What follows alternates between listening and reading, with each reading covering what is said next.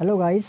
अभी हम लोग क्लास 10th का पहला चैप्टर हिस्ट्री लेकर के आए। ठीक है, हिस्ट्री का पहला चैप्टर बहुत मज़ेदार क्वेश्चन अभी हम लोग बताने जा रहे हैं, जो महत्वपूर्ण 24 प्रश्न है। ठीक है, थोड़ा सा हम लोग ध्यान देंगे और बड़ी प्यार से याद करेंगे। ठीक है, देखिए पहला क्वेश्चन हिस्ट्री से करा है कि कार्बोनरी है ना संगठन किस वर्ष हुआ था। यानी कार्बोनरी जो है वो किस वर्ष हुआ था, कार्बोनरी संगठन किस वर्ष हुआ था बाबू। तो फटाफट इसका आंसर हो जाएगा सी नंबर, याद रखिएगा 1820 ईस्वी में। सी नंबर याद रखिएगा। ठीक है, दूसरा प्रश्न करा कि जर्मन राइन राज्य का निर्माण किसने किया था। जर्मन राइन राज्य का निर्माण किसने किया था बाबू, आप लोग को याद होगा नेपोलियन बोनापार्ट ने किया था। किसने किया था, नेपोलियन बोनापार्ट, यानी ऑप्शन नंबर बी।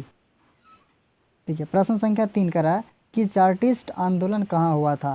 पूछ रहा है कि चार्टिस्ट आंदोलन कहाँ हुआ था। तो चार्टिस्ट आंदोलन कहाँ हुआ था, इंग्लैंड में हुआ था। कहाँ हुआ था बाबू, इंग्लैंड में, यानी ऑप्शन नंबर डी याद रखिएगा। कहाँ हुआ था, तो इंग्लैंड में हुआ था। ठीक है, क्वेश्चन नंबर 4 देखेंगे। करा कि एंड्रियानोपल की संधि कब हुई थी। एंड्रियानोपल की संधि कब हुई थी बाबू, बताओ तो फटाफट। एंड्रियानोपल की संधि कब हुई थी, तो 1829 ईस्वी में, यानी बी ऑप्शन। यानी कब हुआ था, 1829 ईस्वी में। बहुत अच्छा।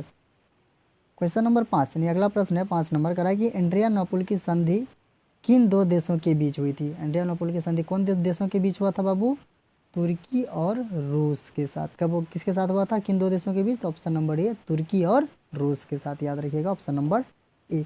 देखिए क्वेश्चन नंबर 6 करा कि यूनान को एक स्वतंत्र राष्ट्र कब घोषित किया गया था। यूनान को एक स्वतंत्र राष्ट्र कब घोषित किया गया था बाबू, फटाफट बताइए। यूनान को एक स्वतंत्र राष्ट्र कब घोषित किया गया था, 1832 ईस्वी में, याद रखिएगा ऑप्शन नंबर बी। प्रश्न नंबर 7 कह रहा है कि फ्रैंकफर्ट का संधि कब हुआ था। फ्रैंकफर्ट का संधि कब हुआ था, कोई बता सकते हैं। ऑप्शन नंबर डी याद रखिएगा 1871 ईस्वी में। 71 इंडिया 1871 ईस्वी में हुआ था। ठीक है, क्वेश्चन नंबर 8 का रहा है इटली एवं जर्मनी के एकीकरण के विरोध में निम्न में कौन था। है ना, इटली तथा जर्मनी के एकीकरण के विरोध कौन था बाबू, बताओ बताओ तो जल्दी से, कौन था। तो ऑस्ट्रेलिया था। ये गधा सबसे अलग था, कौन, ऑस्ट्रेलिया। ठीक है, क्वेश्चन नंबर 9 दिया गया कि मैजनी का संबंध किस संगठन से था। फटाफट बताइए कि मैजनी का संबंध किस संगठन से था। तो आप लोग को तो ऑटोमेटिक याद होगा कार्बोनरी से। किस संगठन से, तो ऑप्शन नंबर बी कार्बोनरी, याद रखिएगा option number B. Question number 10 करा कि फ्रांस में किस संस्था फ्रांस में किस शासन वंश की पुनर्स्थापना वियना कांग्रेस द्वारा किया गया था। फटाइए फिर बताइए तो कौन सा आंसर हो जाएगा, तो बुर्बो वंश हो जाएगा। यानी फ्रांस में किस शासन वंश का पुनर्स्थापना वियना कांग्रेस के द्वारा था, तो बुर्बो वंश का। ठीक है, ऑप्शन नंबर बी। ठीक है, प्रश्न संख्या 11 करा इटली तथा जर्मनी वर्तमान में किस महादेश में आते हैं। है ना, इटली तथा जर्मनी भी वर्तमान में किस महादेश में आते हैं, तो यूरोप महादेश में। ऑप्शन नंबर सी याद रखिएगा, यूरोप महादेश में। ठीक है, क्वेश्चन नंबर 12। क्वेश्चन नंबर 12 दिया गया कि सेडान का युद्ध किनके बीच हुआ था, बताइए किसके बीच हुआ था। फ्रांस का युद्ध किसके बीच हुआ था, तो ऑप्शन नंबर सी याद रखिएगा, फ्रांस और पर्सा के बीच हुआ था। किसके बीच हुआ था बाबू, तो फ्रांस और पर्सा के बीच, यानी ऑप्शन नंबर बी, सी, फ्रांस और पर्सा। कह रहा है किस देश का हंगरी पर पूर्ण अधिपत था। किस देश को, ठीक है, हंगरी पर, वो हंगरी पर पूर्व अधिकार था, तो वो था ऑस्ट्रेलिया, यानी ऑस्ट्रेलिया को अधिकार था। ठीक है, क्वेश्चन नंबर 14 कह रहा है यूरोप का मरीज किसे कहा गया है। यूरोप का मरीज किसे कहा गया बाबू, तो यूरोप का मरीज तुर्की को कहा गया। याद रखिएगा यूरोप का मरीज किसको कहा गया, तुर्की को कहा गया। ठीक है, बहुत अच्छा।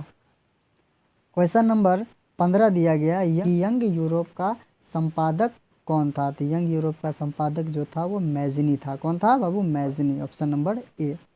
क्वेश्चन नंबर 16 कहा कि सन 1870 ईस्वी में फ्रांस और रूसों के बीच युद्ध कहाँ हुआ था।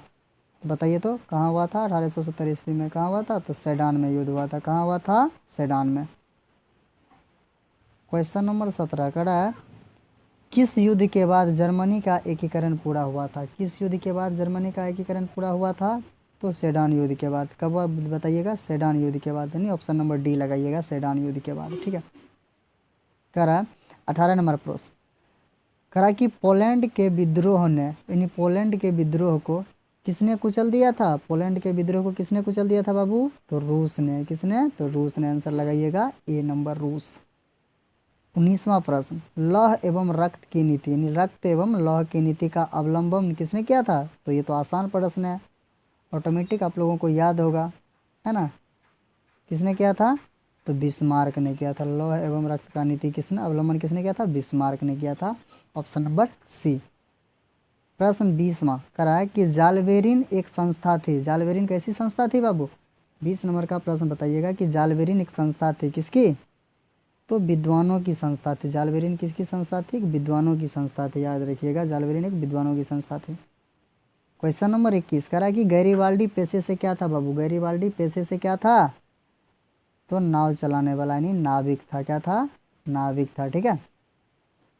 क्वेश्चन नंबर 22 करा कि यूरोप वासियों के लिए किस देश का साहित्य एवं विज्ञान प्रेरणा स्रोत रहा था? तो इसका आंसर आप लोग लगाइएगा ऑप्शन नंबर बी, यूनान। ठीक।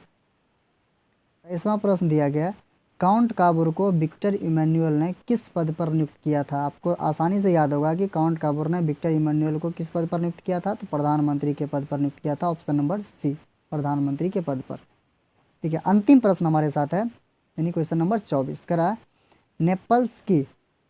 नेपल्स की क्रांति कब हुई थी? नेपल्स की क्रांति कब हुई थी बाबू? क्वेश्चन नंबर 24 नेपोल की क्रांति कब हुई थी? तो याद रखिएगा 1822 ईस्वी में। कब हुआ था? 1822 ईस्वी। Option number C. तो आई होप कि आप इन सारे प्रश्नों का जवाब आसानी से याद कर लिए होंगे। अगर नहीं याद किए तो प्लीज़ हमारे चैनल को एक बार सब्सक्राइब करें और वीडियो को रिवाइज करके फिर से देखें। फिर मिलेंगे अगला वीडियो में। अब तक के लिए धन्यवाद।